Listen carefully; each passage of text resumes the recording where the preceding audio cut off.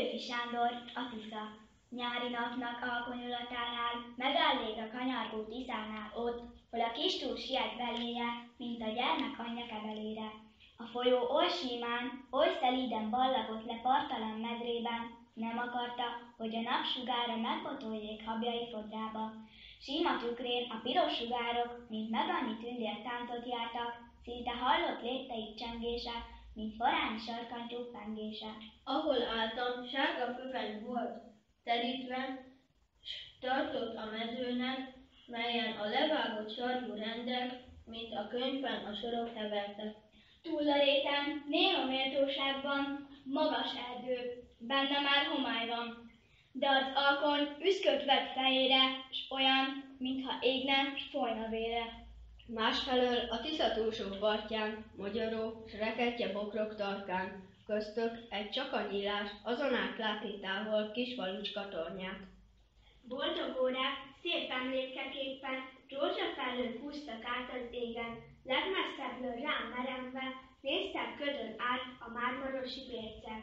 Semmi zaj, az ünnepélyes csendbe egy madár csak néha füttyentett be. Ne agy távolban a malom zúgása csak olyan volt, mint szúnyog dungása.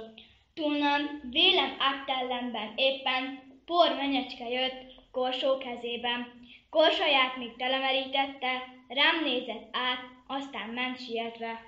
Ottan némán mozdulatlan álltam, mintha gyökeret vert volna lábam. Lelkem édes mély mámorba szédült a természet örök szépségétől. Ó természet, ó dicső természet, mely nyelv merne versenyezni véled? Mi nagy vagy te, nem túl inkább hallgatsz, annál többet, annál szebbet mondasz. Késő éjjel értem a tanyára, vízgyümölcsből készült vacsorára.